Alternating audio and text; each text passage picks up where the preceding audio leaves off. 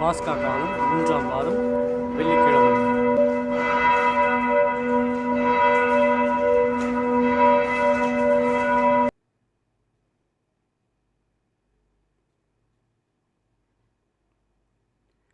இன்றைய திருப்பலி வாசகத்தின் பதிலுரை பாடல் பல்லவியாக, உலகெங்கும் சென்று நற்செய்தியை பறைசாற்றுங்கள்.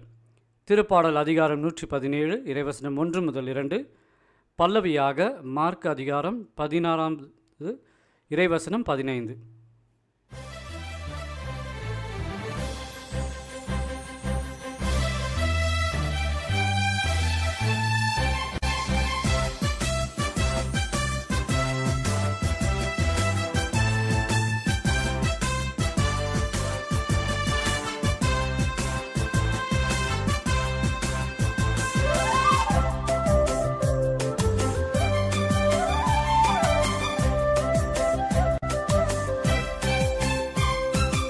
இறையுறவில் மலர்ந்திடுவோம், இணைந்து வாருங்கள். இனிய தேவன் தந்த பலியில் மகிழ்ந்து கூடுங்கள். இறையுறவில் மலர்ந்திடுவோம், இணைந்து வாருங்கள். இனிய தேவன் தந்த பலியில் மகிழ்ந்து கூடுங்கள். வாருங்கள் வாருங்கள், தந்தை இல்லம் வாருங்கள். பாடுங்கள் பாடுங்கள், இயேசு நாமம் பாடுங்கள்.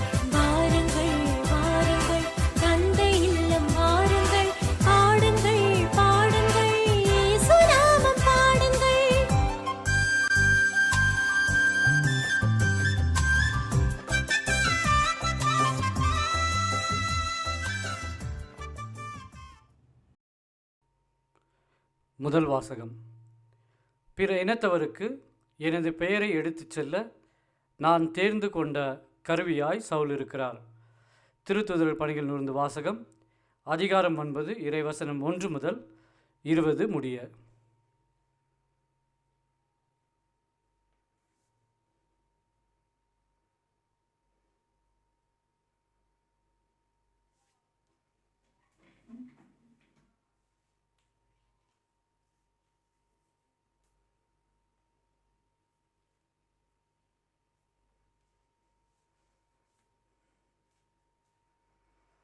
அந்நாள்களில் சவுல் சீறி எழுந்து ஆண்டவரின் சீடர்களை கொன்று விடுவதாக அச்சுறுத்தி வந்தார். தலைமை குருவை அணுகி, இந்த புதிய நெறியை சார்ந்த ஆண் பெண் யாராயிருந்தாலும் அவர்களை கைது செய்து எருசலேமுக்கு இழுத்து கொண்டு வர தமாஸ்கு நகரில் உள்ள தொழுகை கூடங்களுக்கு கடிதங்களை கேட்டு வாங்கினார். இவ்வாறு அவர் புறப்பட்டு சென்று தமாஸ்குவை நெருங்கிய போது திடீரென வானத்திலிருந்து தோன்றிய ஓர் ஒளி அவரை சூழ்ந்து வீசியது. அவர் தரையில் விழ, சவுலே சவுலே, ஏன் என்னை துன்புறுத்துகிறாய் என்று தம்மோடு பேசும் குரல் ஒன்றை கேட்டார். அதற்கு அவர், ஆண்டவரே, நீர் யார் என கேட்டார். ஆண்டவர், நீ துன்புறுத்தும் இயேசு நானே. நீ எழுந்து நகருக்குள் செல். நீ என்ன செய்ய வேண்டும் என்பது அங்கே உனக்கு சொல்லப்படும் என்றார். அவரோடு பயணம் செய்தோர் இக்குரலை கேட்டனர். ஆனால் ஒருவரையும் காணாமல் வாயெடுத்து நின்றனர். சவுல் தரையிலிருந்து எழுந்தார். தம் கண்கள் திறந்திருந்தும் அவரால் எதையும் பார்க்க முடியவில்லை. எனவே அவர்கள் அவருடைய கைகளை பிடித்து அவரை தமாஸ்குவுக்கு அழைத்து சென்றார்கள். அவர் 3 நாள் பார்வையற்றிருந்தார். அந்நாள்களில் அவர் உண்ணவும் இல்லை, குடிக்கவும் இல்லை. தமாஸ்குவில் அனானியா என்னும் பெயருடைய சீடர் ஒருவர் இருந்தார். ஆண்டவர் அவருக்கு தோன்றி, அனானியா என அழைக்க, அவர், ஆண்டவரே, இதே அடியேன் என்றார். அப்போது ஆண்டவர் அவரிடம், நீ எழுந்து நேர் தெரு என்னும் சந்துக்கு போய் யூதாவின் வீட்டில் சவுல் என்னும் பெயருடைய தார்சு நகரத்தவரை தேடு. அவர் இப்போது இறைவனிடம் வேண்டிக் கொண்டிருக்கிறார். அனானியா என்னும் பெயருடைய ஒருவர் வந்து தாம் மீண்டும் பார்வையடையுமாறு தம் மீது கைகளை வைப்பதாக அவர் காட்சி கண்டுள்ளார் என்று கூறினார்.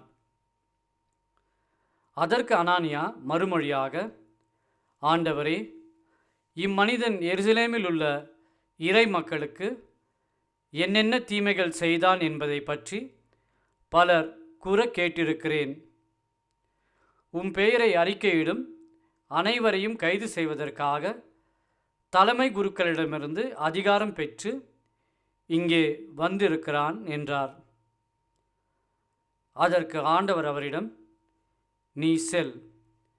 அவர் பிற இனத்தவருக்கும் அரசருக்கும் இஸ்ராயல் மக்களுக்கும் முன்பாக எனது பெயரை எடுத்து செல்ல நான் தேர்ந்து கொண்ட கருவியாய் இருக்கிறார். என் பெயரின் பொருட்டு அவர் எத்துணை துன்புற வேண்டும் என்பதை நான் அவருக்கு எடுத்து காட்டுவேன் என்றார்.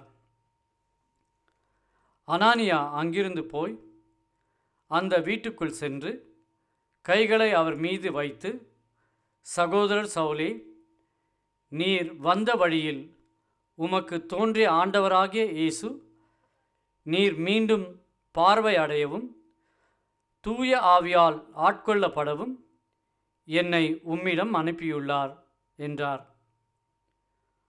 உடனே அவருடைய கண்களிலிருந்து செதில்கள் போன்றவை விழவே அவர் மீண்டும் பார்வை அடைந்தார். பார்வை அடைந்ததும் அவர் எழுந்து திருமுழுக்கு பெற்றார். பின்பு சவுல் உணவருந்தி வலிமை பெற்றார். சில நாள்களாக சவுல் தமாஸ்குவில் சீடர்களுடன் தங்கியிருந்தார். உடனடியாக அவர் இயேசுவே இறைமகன் என்று தொழுகை கூடங்களில் பறைசாற்றத் தொடங்கினார்.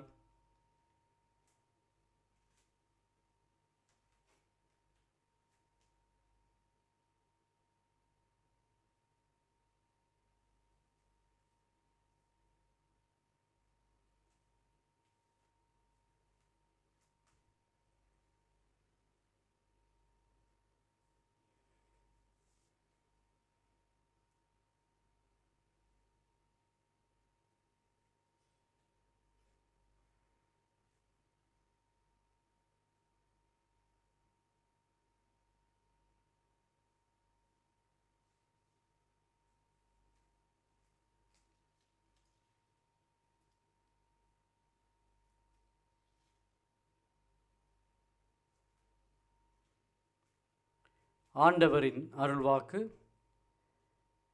இறைவனுக்கு நன்றி. பதிலுரை பாடல். பிற இனத்தாரே, நீங்கள் அனைவரும் ஆண்டவரை போற்றுங்கள். மக்களினத்தாரே, நீங்கள் அனைவரும் அவரை புகழுங்கள்.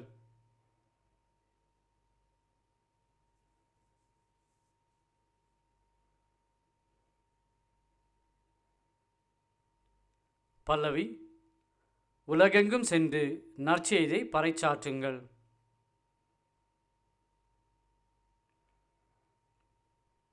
ஏனெனில் ஆண்டவர் நமக்கு காட்டும் மாறாத அன்பு மிக பெரியது.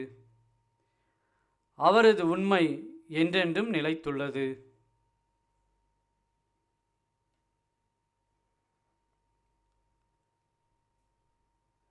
பல்லவி. உலகெங்கும் சென்று நற்செய்தியை பறைசாற்றுங்கள்.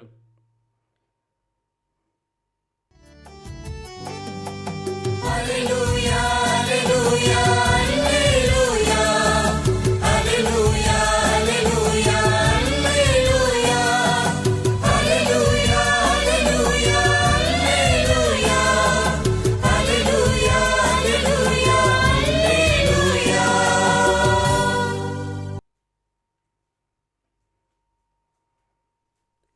நற்செய்திக்கு முன் வாழ்த்தொலி. எனது சதையை உண்டு எனது இரத்தத்தை குடிப்போர் என்னோடு இணைந்திருப்பார், நானும் அவர்களோடு இணைந்திருப்பேன் என்கிறார் ஆண்டவர்.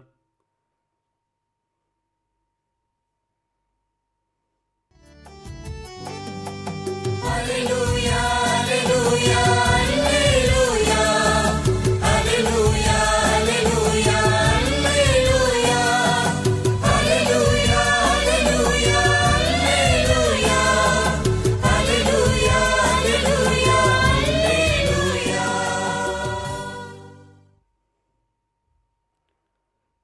நற்செய்தி வாசகம்.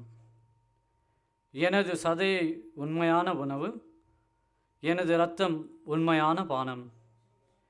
யோவான் எழுதிய தூய நற்செய்தி வாசகம் அதிகாரம் 6 இறைவசனம் 52 முதல் 59.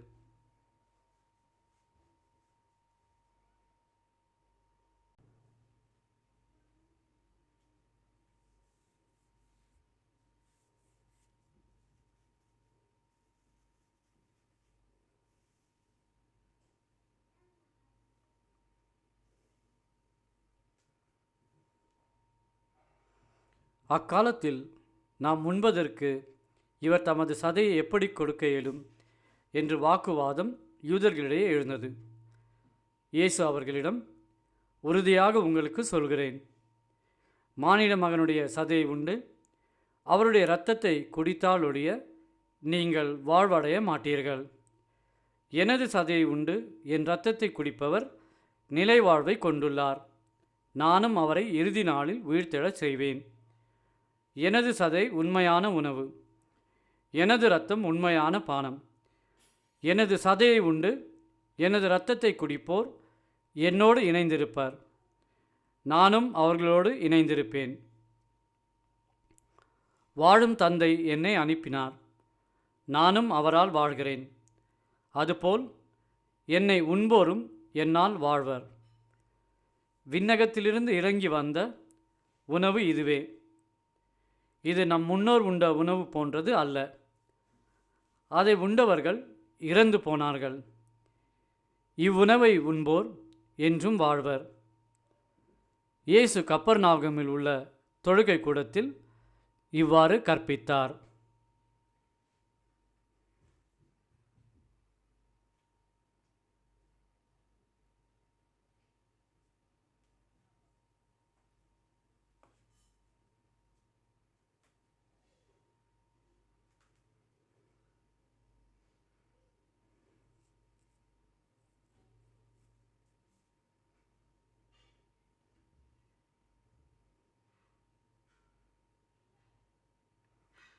ஆண்டவரின் அருள்வாக்கு.